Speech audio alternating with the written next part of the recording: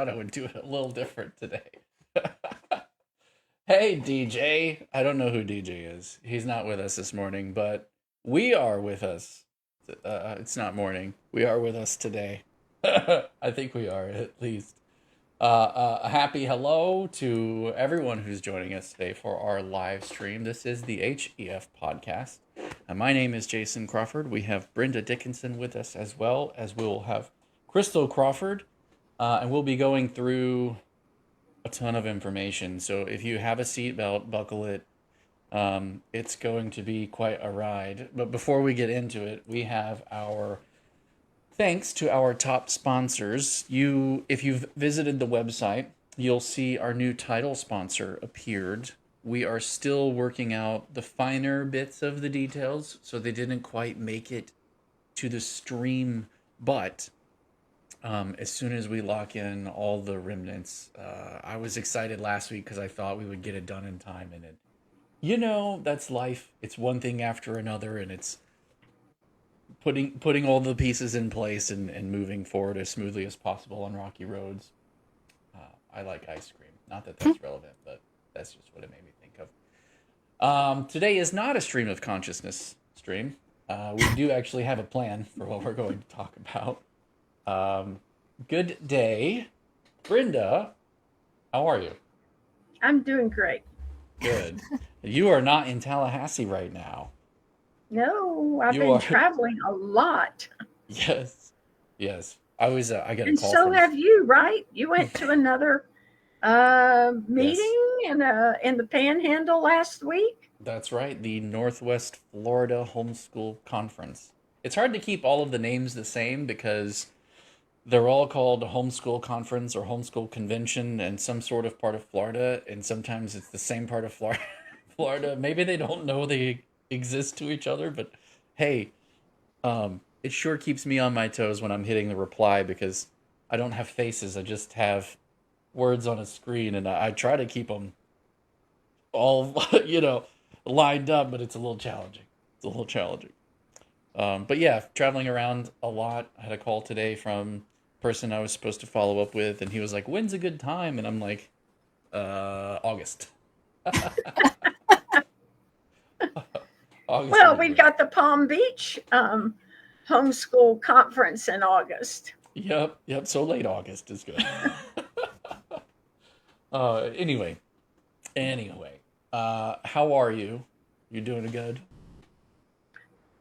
Yeah, I'm hanging in there. Got lots of personal stuff I'm trying to take care of since I have to put everything off during session, just like you do. I mean, we don't have a life during session. It's whatever the legislature says, that's what we do. Yes, jump how high. Right now? Okay. There's I can't imagine how you did this for the last almost 40 years without, I don't want to say without me, but I mean like without this, the extra. Yes. Yeah, it's not a one person job, and it's a constant demand on time and attention, and there's a lot of things people don't know about or realize that you have been advocating for over the last 40 years until things just happen, or better yet, things don't happen. And it's the absence of things going wrong that never alerts anyone. Yeah. Well, the absence of things never going wrong. Did I say that wrong? You said it backwards. We only hear from people when things aren't working correctly. Yes. We hear about all the problems. Right. So when everything is going smoothly. Everything goes smoothly because the things that you've been working on have resulted in whatever the issues were, some of them being completely avoided. And that doesn't ruffle, it doesn't happen. When the bad doesn't happen, it's a great thing, but it means that a lot of people don't know where the threats are or where they came from or, what to look for or watch for or how it happened and what it took to protect it. So I'm a little interested. I'm not a little interested. I'm very excited about the topic today. I think I'm just a legal nerd now. Thank you for that. I used to be a video game You'll nerd. get to where nobody wants to talk to you because Yeah. they don't really want to know all the information you Yeah, have. We absolutely. spend all of our time working on it. I used to be a video game nerd, and now I'm a let's talk about law nerd. Like it doesn't go over well at parties. I sit by myself more now, which is probably good.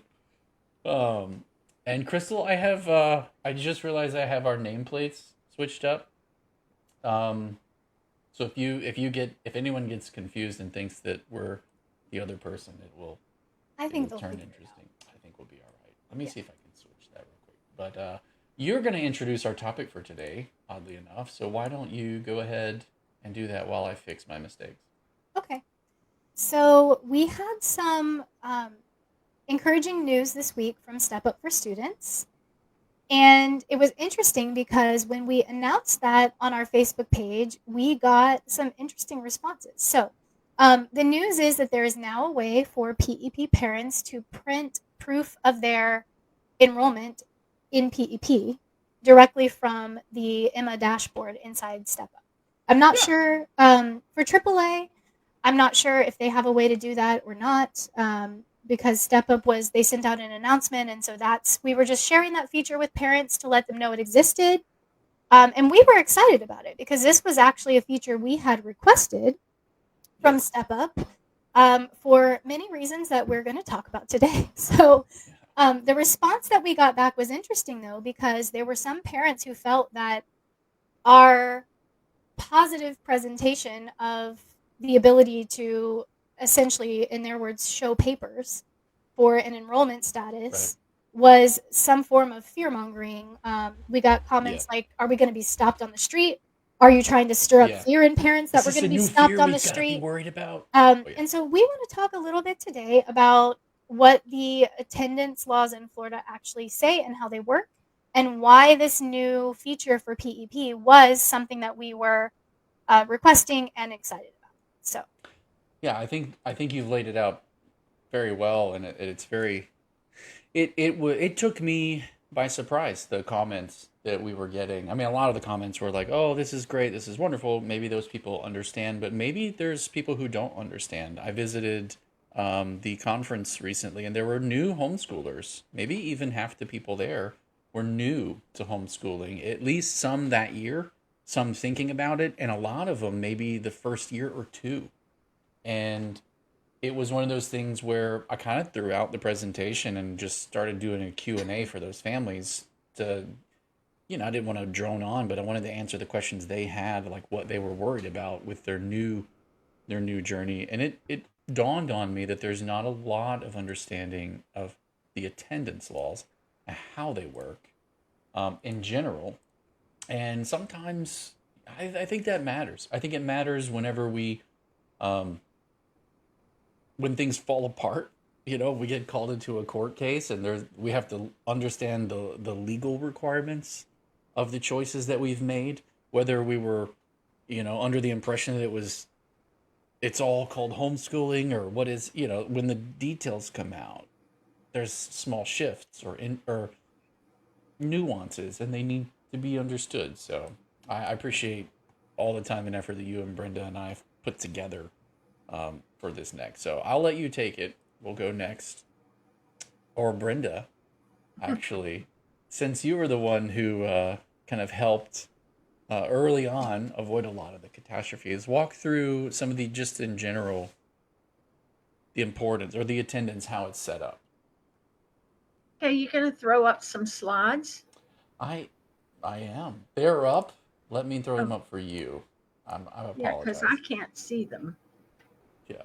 Okay, well, let me just talk about it. Beginning back in 1984, there was several court cases being filed against parents who were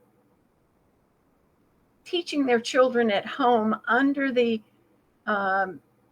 private school laws. And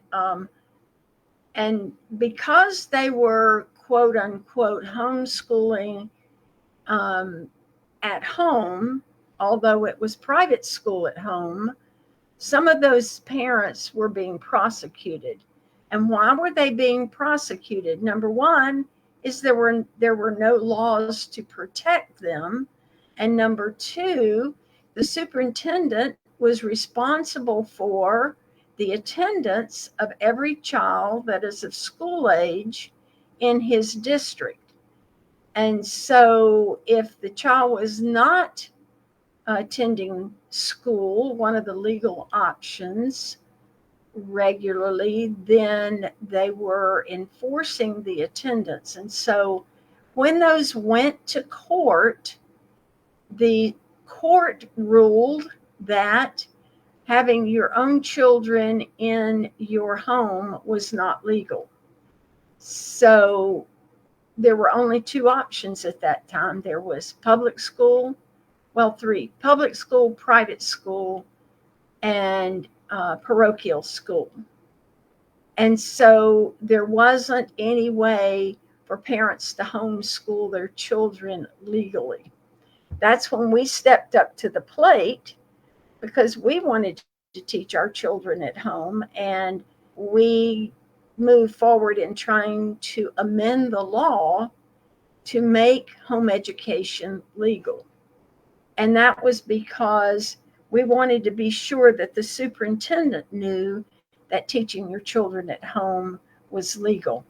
After the homeschool law passed in 1985, the cases against the parents who were teaching their children in a what we call umbrella school now, the cases were dropped, and there haven't been too many challenges to those teaching in an umbrella school until about 2012.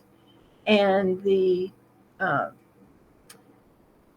state attorney wanted to make sure those children were being educated, but we stood on the fact that Florida is an attendance law and not an education law.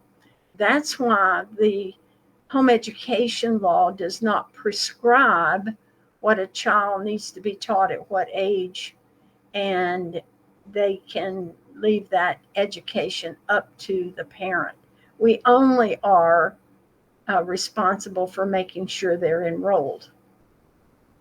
You want to go to the next slide? I do. Keep going. So what is the parent's responsibility? They must ensure that the parent is enrolled in one of the legal options, or if the child is not enrolled in a legal option, the law says it's prima facie evidence of a violation of the responsibility of the parent to see that the child is enrolled in one of the legal options, or they can be criminally prosecuted for truancy. So then the next question would be, well, what are the legal options? There. So in 1003, go ahead.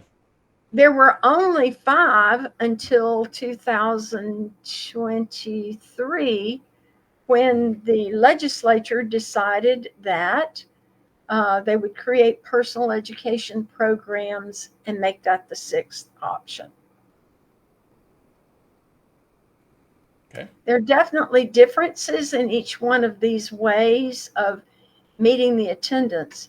Everybody knows what public school is responsible for, but there's actually a law that says that public, parochial, religious, denominational, and private K-12 schools, including private tutors, have to keep records of enrollment and attendance.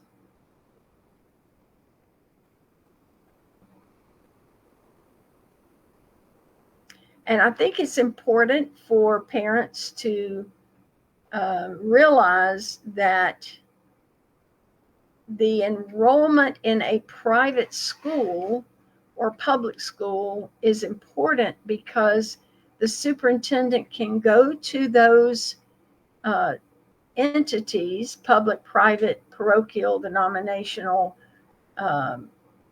even private tutors, and see that the child is enrolled for attendance purposes so that the parent can't be prosecuted.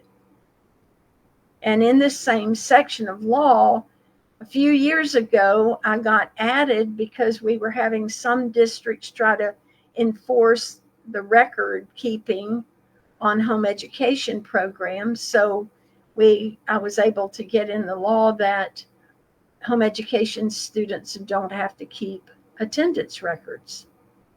And Can I how do just we can I prove just attendance? pause Go here ahead. and just ask a clarification question because I want to make sure that people are understanding what this all actually means. So for public, private, parochial schools and full-time private tutors, they have to keep records of the students that are enrolled and the actual physical attendance to those programs.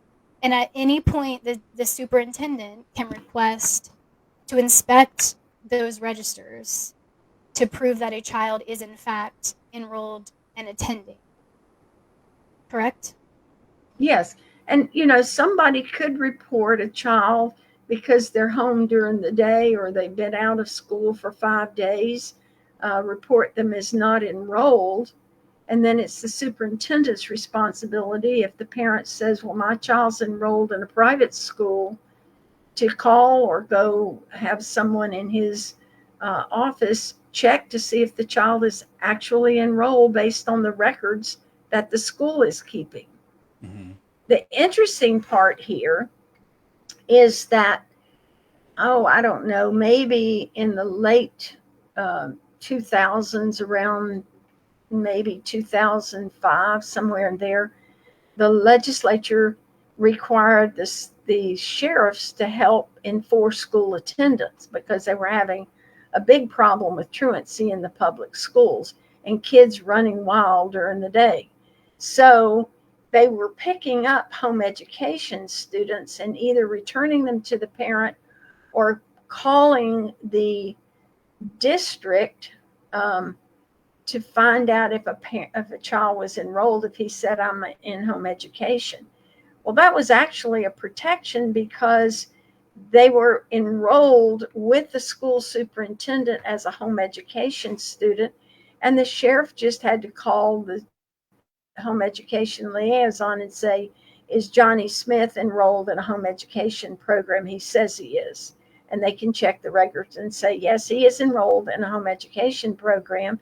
And then there was no problem after that because they were enrolled in a legal option and it could be checked. Right. And so, again, for clarification, because this says does not apply to home education, they can check that you're enrolled in home education, but they can't demand attendance records or anything like that because the proof of being enrolled with the district as home education is your record of attendance. Correct? Right. And the record of attendance and enrollment in a home education program is the letter of intent, and the annual evaluation shows that for a year a child has been enrolled and in attendance at a public school. Now, if you don't turn in the annual evaluation, the school district could charge the parent with truancy. So that's why those annual evaluations are so important, because that's what the law allows to meet that compulsory attendance requirement.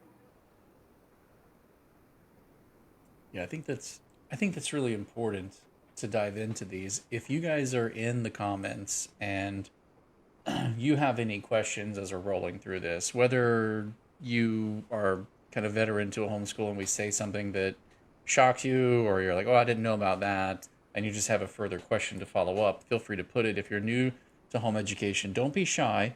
Type your questions in. Like we do interact with the comments on these streams. So people keep asking about the podcast, and it's not a traditional podcast in the sense that we pre-record these and just broadcast them out. We actually monitor the comments so you guys can interact with. But for those who are watching it late and not while we're live, you'll just have to.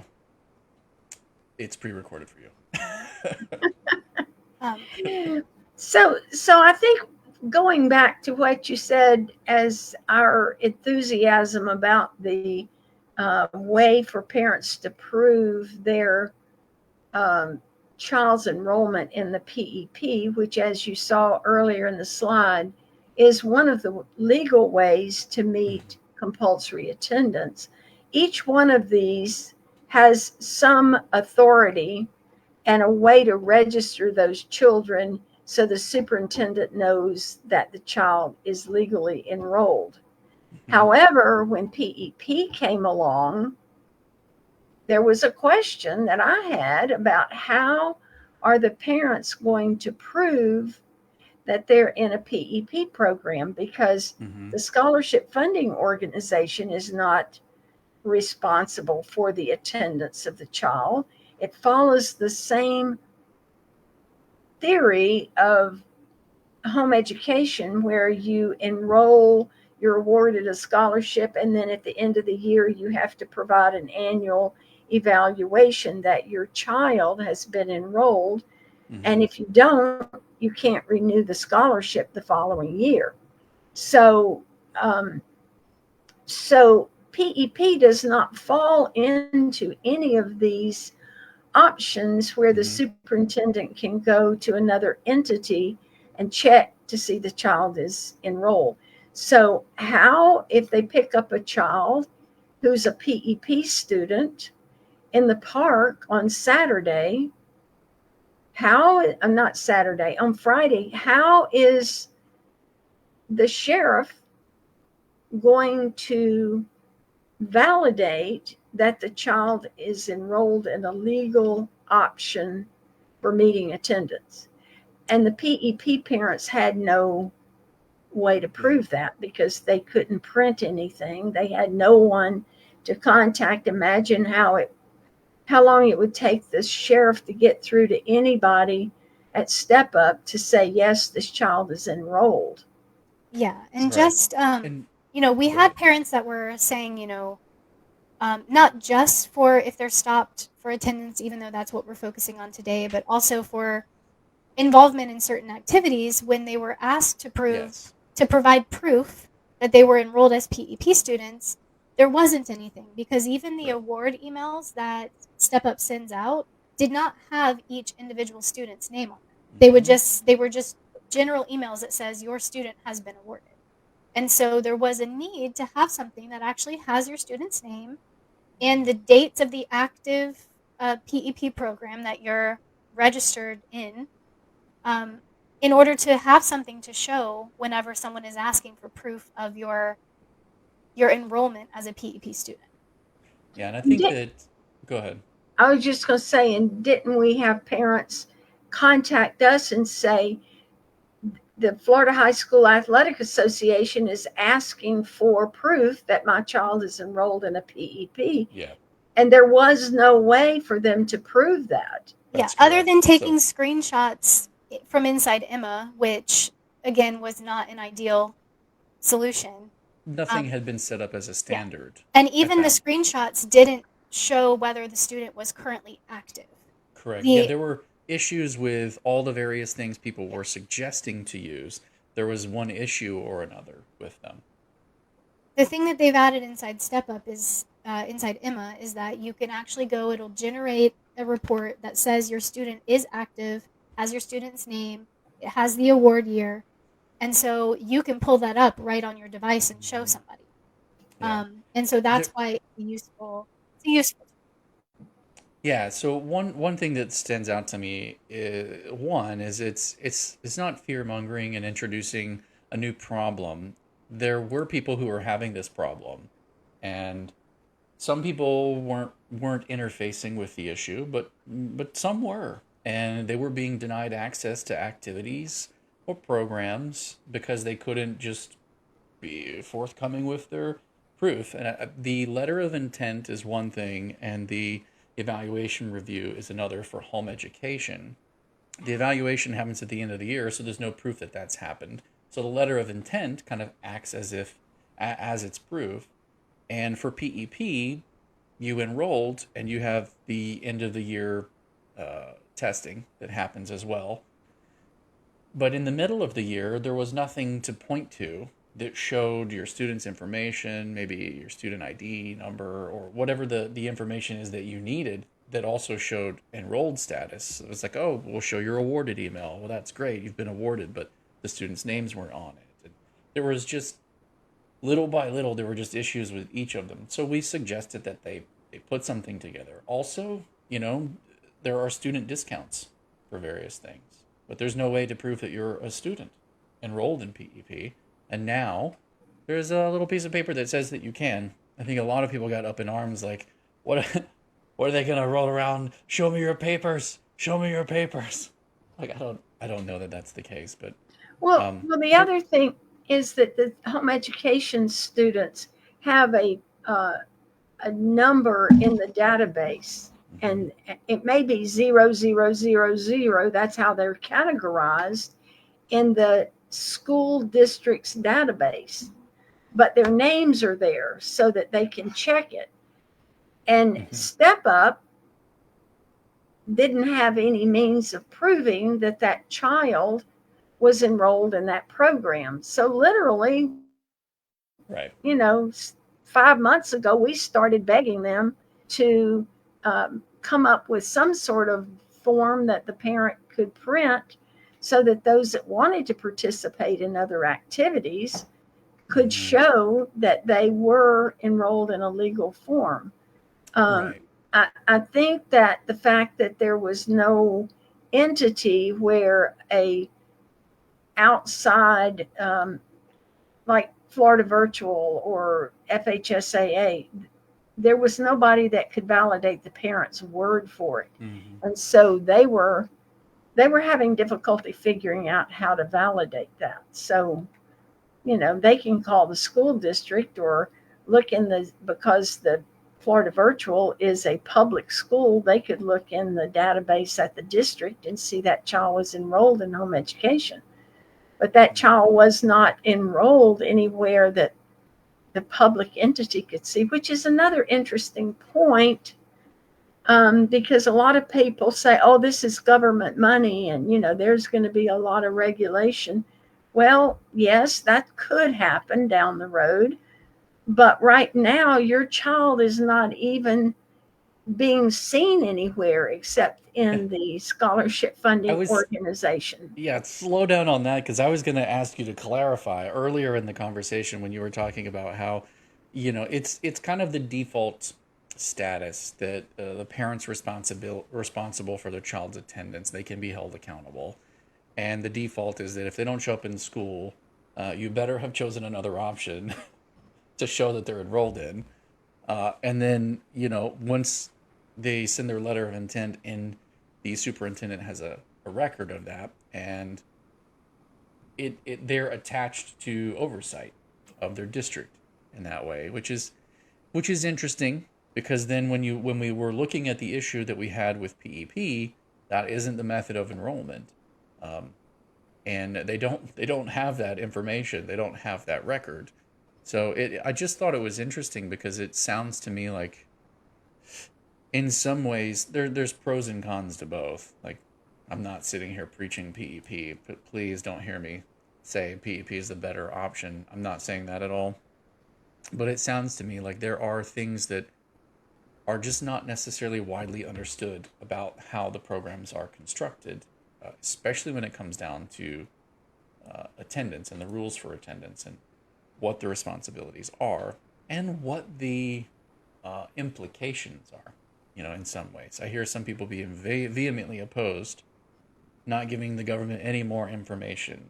And it's like, well, PEP, apparently, there's less information available on those students to the districts and the oversight committees than is for home education, which is interesting. We have a comment. She says, my experience is that Florida colleges ask for proof of registration, letter of intent, with the county when homeschoolers apply.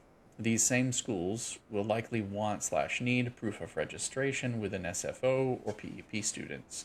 It makes sense that colleges want to know a student was in compliance during their school years.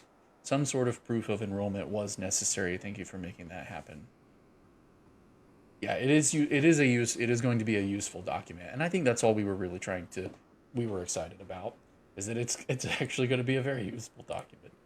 Um, we weren't necessarily trying to stir up any additional fears, but No, but unknowing to us. the Go ahead. questions about us stirring up fears, or the comments that we got, just really highlighted that I don't think that the history of home education in Florida, and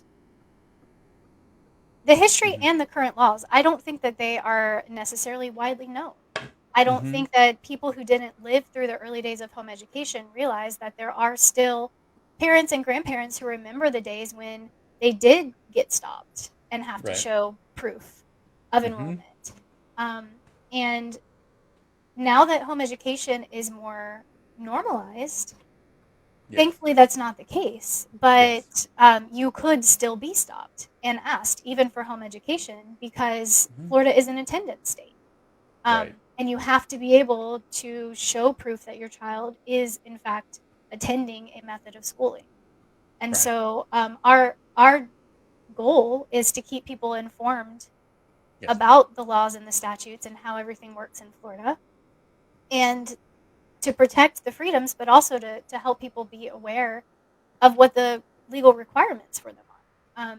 And Yes. so this was something that parents had brought to our attention for, like that one mom said in her comment, for participation in other things. But it Mm-hmm. was also just a basic uh, documentation need to have some way of showing that your child Yeah. is enrolled in a method of attendance.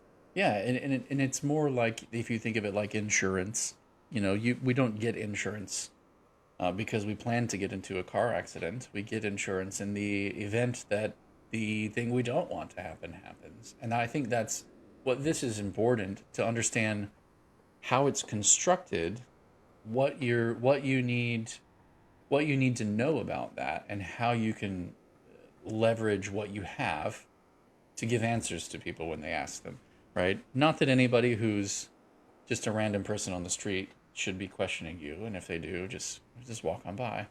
But there's a very real need, at least there was for PEP students, to be able to, have that insurance, that backup, that to be able to prove that and show it. And now they have it, so good for them. Yes, at least for step up. Again, I'm not sure what AAA Yeah. is doing. So if you have PEP through AAA, you may want to ask them if Mm-hmm. if there's a method. I don't know if they provide award documentation with the student's name on it, but if not, you may want to just ask so that you'll Right. have something. Yeah, absolutely. I don't see any additional questions coming I did. in. I saw one about Oh, the end of year testing. oh, Um, right. Yeah, I did see yeah, that. Go ahead. just Go to ahead and answer take that that. quickly, she said, "Is there a way to send in end of year testing in Emma yet?" The answer to that is no. But our contact from Step Up told me that they're anticipating having that ready by mid-June Hmm. in And Southern. when they announce it, we will also echo it out. So Yes. pay attention to either the forum or the Facebook page or the live stream, or a mix thereof. Speaking of the forum, Crystal, do you want to share an exciting update for the forum? Um, sure. So just the status change that we did this week, is that what you're talking Yeah, about? Yeah. we had So found. Go ahead. I'll go. Um, Yeah. so our forum has always been set to private, mainly in an attempt to prevent bots and just, a bunch of Spam. auto-generated content from appearing, because as forums and blogs do these days, that happens. Mm-hmm. But the issue with it being private was that whenever I was tagged in a question in a Facebook group or something like that, and I went to share a forum post that already had the answer, no one could see the answer without creating a site member account and logging in. And so we made Mm-hmm. the decision to go ahead and make the forum publicly viewable, meaning that you can now grab the post links and share those out into Facebook groups to answer people's questions. And they'll be able to click and actually read the post and see that information without having a site member. They will still need to create a site member account in order to comment on the post or to create a post of their own. So if they're wanting to post a question in the forum, they'll need to create a member account. But this is a better way for us to be able to quickly get answers out to people Mm-hmm. So if you're seeing questions asked in Facebook groups and you know that we have that in our FAQs, you can now grab that link and just give somebody the link and they'll be able to see that information. Yes. Yeah, I think that's exciting. Because it makes a lot more of the information that we were providing visible to people who are searching for it. And I'm the kind of person who if I see an article link and I go follow it and I can't read enough of the article or see it, I'm not signing up. I'm not giving them my information and signing up when I can't see some of the information up front. So we wanted to go ahead and at least provide those answers or that accessibility so people can see it, and decide whether or not they want to get in there and interact. But at least they could get the information by doing that. Someone asked the students would need to take a test through Step Up or we can choose our testing. So let me clarify on that point. I don't know if that was a question or a comment. The tests are not taken through Step Up. There is a list of approved tests on the DOE website, and you can choose any test from that list. Some of them allow for parent proctoring. You Mm-hmm. need to go by the manufacturer's instructions. So as long as you pick a test from the list that says parents can proctor it, you can proctor it. And then all you're doing is uploading those results into the Emma portal whenever they open that feature. And because I know that we will also get questions on this, they are not tracking the student scores individually year to year. They're not using those as a criteria for whether you can continue with PEP if you don't make a minimum score or something like that. They are being compiled, and at the 5-year mark, they will be put together by a third party as a composite score to evaluate the program as a whole, not with individual student data. So they won't And we be releasing your child's name and records. It'll all be anonymous. It seems like there's a standard list of questions that just roll off of our tongue. The answers to them roll off our Because tongues we since we get get those a them lot. so much. Yeah. Yeah. And I found that people have been asking for information that we covered kind of in the middle of last year or in the last recent months. So I am looking for volunteers. If you have a child or know a child that is tech savvy, and by tech savvy, I'll define what that means. That means they are familiar with editing video content, or they're looking to get Bright Futures credit for hours for Bright Futures, and they're looking to volunteer. We do have opportunities. HEF Connect is our 501c3 nonprofit, and they are able to work with us, and I can give them guidance and not oversight, but what direction and feedback, as they help us work with some of the content that we're trying to kind of create and then break it up so that it's a little easier to find answers to things. Some of the answers are buried in the middle of hour-long podcasts that I need someone to kind of listen to and break up and then help us kind of repost them as smaller videos. So if you have any young people that are looking for some of that volunteer hour credit and they need some help, we can give them some instruction, see what they're capable of, and maybe put them to use as a way of making some of our information easier for parents to find online. Um, on a different note, I was talking to a parent yesterday. Brenda, I think you know her. She mentioned knowing you, um, and they have a very interesting story of their child has the UA scholarship, and they were talking to me about how their home education path is different. They're taking a different timeline and their needs are different, and it's really heartwarming to see the time and the attention and the care parents are able to slow down and give to their own children, especially in those places where their needs are different. And I think that many legislators don't know. I literally wake up in the middle of the night with like I'm standing in front of the legislators and we're arguing about things, and I literally have the same. It's like this dream I keeps recurring from our legislative session, and they just don't grasp that homeschooling is not public school at home, and I want to make that abundantly clear, and I want parents who share their testimony about what it means for them to home educate, what it looks like for them, how that's unique, and the impact that that's had on their children. Um, we put a project together called Tell Your Story, and you can find it on our website, flhef.org/tell your story.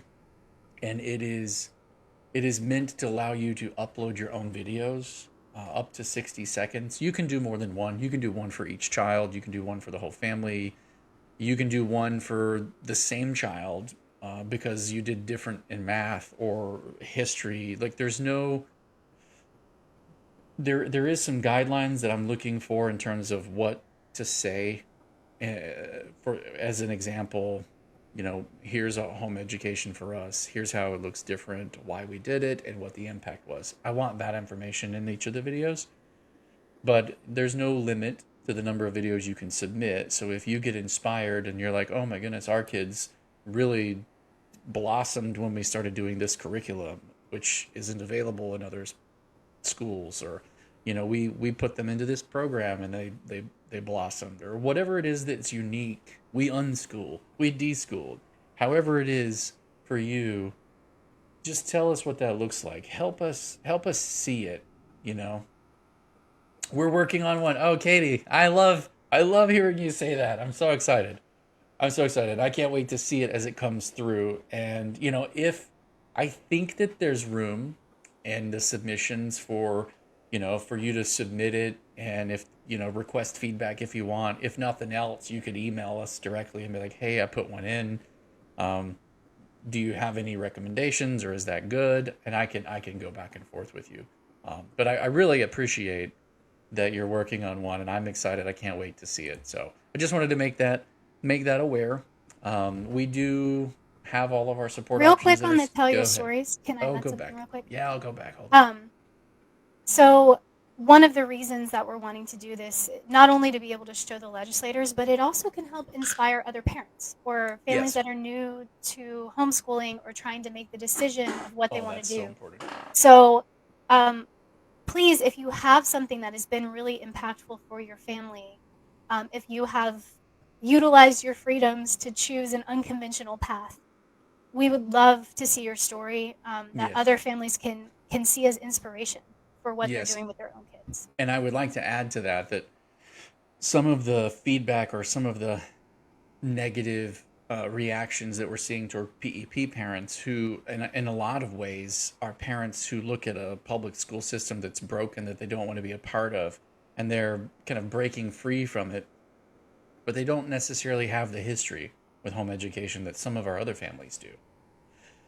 It's a non-preachy way of sharing ideas, and the beauty of your freedoms, and your appreciation for having them, and what they look like for you and what they mean for you. And then I would add to that a little bit more. There are other states that are watching what Florida is doing, and they have us under a microscope, and they want to know how we're doing it and what we're doing and what do parents think about this and why is that important. That we split PEP out from home education, or that you can be schooling through an umbrella or home education, and all the different unique paths look like and what they are.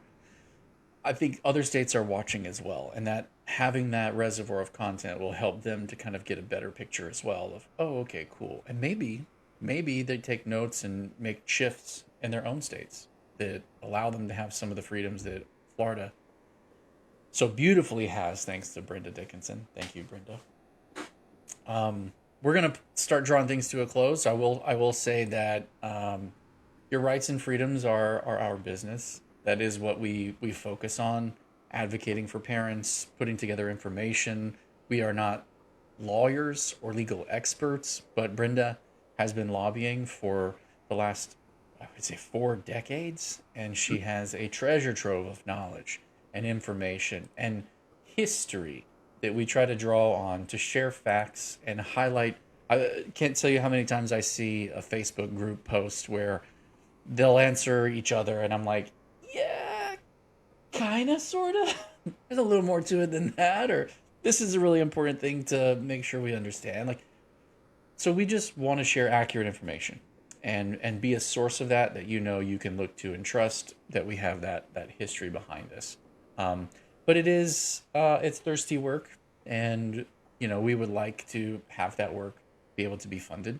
So if you go to our website, there are options for as little as a cup of coffee, or a month, or $10 a month, 25, 50, whatever your lot is in life that you've been blessed with. We have put it together ways that you can donate and help support the work that we do to keep it going. Let's see, there's more. I thought there was another slide, but there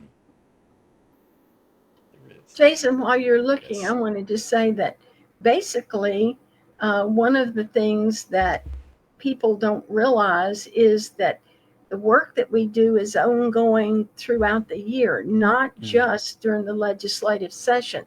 There are two important things that we're working on in the upcoming days. Yeah. One is, how can we get the districts to do an accurate IEP for students in UA scholarships, so that the parents can get the amount of money that their child would be if they're at a different matrix level, i.e. a higher level. And that's a significant amount of money for some children. But we've been working on this for probably 5 years or more. And we're now getting enough people, it's all about volume and people, to pull together and say, we need to fix this. At first, it was just our voice, but now we've joined with other groups and other people that are concerned about this.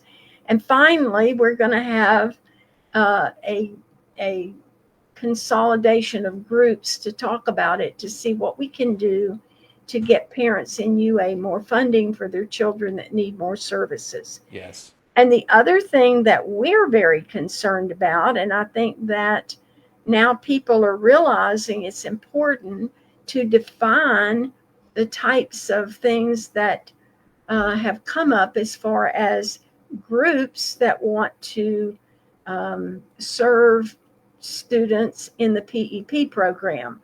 Microschools is one. We don't have a definition for home education instructional programs. And so we've been voicing this for at least 2 years. And now there's some recognition by other people and hopefully lawmakers that it's important to have these things defined, just like we talked about in the beginning of this, where you have laid out the different ways to meet compulsory attendance.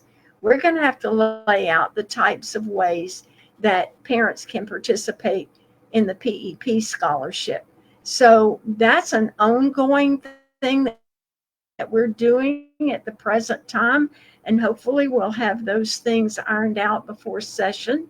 And we can find bill sponsors for those. We can talk to leadership before any bills ever get filed. And so parents need to realize that the freedoms and the friendly environment that they have in Florida didn't happen in a legislative session apart from all the other work that's gone into it. Right.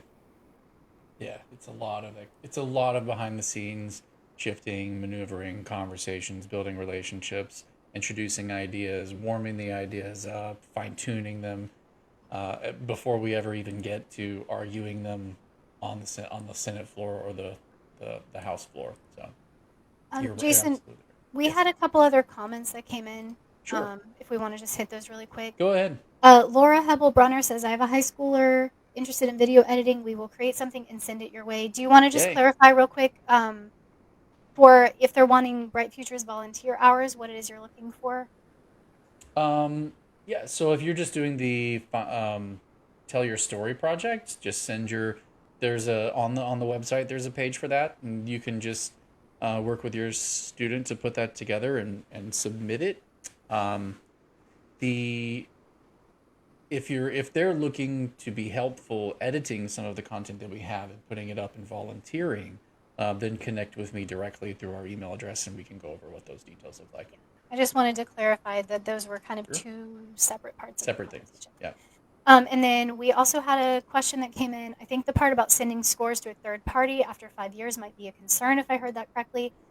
Dawn, we have a whole post in our forum that actually explains how the standardized tests work. So if you give me a second, I will drop that on your comment so that you'll have that. Yeah. It's not a concern. They're not measuring individual students, but the post will clarify all. And then it would be nice to see student and teacher IDs, Jennifer says, within the PEP and UA groups. There, it would be nice to have teacher It IDs would. that we could, as PEP parents, that we could use for teacher discounts, because a lot of places have recognized home education now as, the parents are the teachers and they will give discounts. Um, I think probably there's not as much awareness about PEP, so showing them that award printout is probably not going to have that same impact. Um, we've kind Yeah, of been maybe in the tossing future we around could. ideas for in the future of maybe a way to help parents get Hmm. something for that. Let me see. There was one more that came through, I thought. I think that was it. Okay, yeah, that might have been the last one. Yeah. Well, listen, thank you guys all for being with us. Thank you for listening in. Brenda, do you have anything to add before we go? I don't. I just think Okay. it's important for parents to really stay connected so they get accurate information and can keep up with what we're doing on their behalf. Absolutely. And I really do think that making the forum posts publicly viewable will allow, especially some of the Facebook groups where, I've seen some of the comments kind of veer off into arguments. It might be a little easier now that those are public facing things that they can share, and kind of help Yeah, and help spread that accurate information. on that note, I get tagged a lot in Facebook group posts. So Yes, you do. please feel free to tag me if you can find me, like if I'm in that group. But Oh, you've done it now. um, if not, then you know, feel free to grab stuff from our forum and share the answers to people, because they are public facing now, and you can do that. Absolutely. All right. With that, I'm going to go ahead and bring our stream to a close. We'll give one more shout out to our top sponsors. Thank you, FPEA, for sponsoring us and the work that we do. We appreciate that, and we look forward to the ongoing relationship. And I know that they're probably not listening because they're probably like passed out from all the hard work that they did throwing the convention together, but it was exciting. Also, speaking of conventions, I think we are speaking this week at which one is it? Let me go back. Hold on. Jack's teaches Jack's, on the Jack. 14th. yeah, Okay, we have Jack's Jack's teaches on the Teach on the 14th. 14th. We have the an The event in virtual one. Monticello. Oh yeah, the virtual one is coming up this week. It is this week, and we're speaking on Sunday as I think it's an all-day event speaker thing for us on this coming Sunday. But I need to get the details before we get off. Hold on. And also, I'm not sure when it starts, but I know, Jason, we've done a talk for the Florida Homeschool Association. They're putting on a virtual That's the convention. one. That's the one. That's Okay. the one. Yes. All right. That's the one I was talking about. Yes, absolutely. Yes. Yeah, the Florida Homeschool Association convention. We will be the guest speakers on Sunday. They've got a lot of cool speakers lined up. So if you get a chance to get over there and view them, do it. It's really, really interesting stuff that they're putting together. And yeah, I think that pretty much wraps us up for today. Can we give their website and how to find Yeah. them? Do you have Sure, that sure, sure. information? Yes. I don't have it on me, but yes, give me 2 seconds. Wow. Let's get back to sharing our screen. I had us on the exit screen, but we're not now. I think theirs is FHSA. Yeah, I believe it's Florida HSA.org. And the convention, the annual homeschool convention, goes June 1st through 10th. So it's been started. They're in the middle of it. And you can see the workshops, the presenters, the vendors, ticket pricing, who their sponsors are. And I believe we are the speakers. Brenda and I have a deep dive that we did for the legislative update. That's going to be on Sunday. So it'll be I think it's the keynote for Sunday. So, and they play it multiple times. So you have different times of being able to attend it and actually get it. So, yeah, that's all good. All right, now I think we're ready to end it. I'll roll the music. Thank you guys all for being with us and listening. We appreciate our loyal listeners. Make sure that you share this out. There's still so many people who have yet to actually be aware that we're here.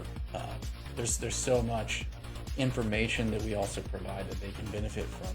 So help us get the word out. Spread it to your co-ops, your groups, your churches, anywhere that you are where people can benefit from this information and enjoy their home education freedom. So, and with that, we'll let you have your Monday back and call it a day. Thank you, guys.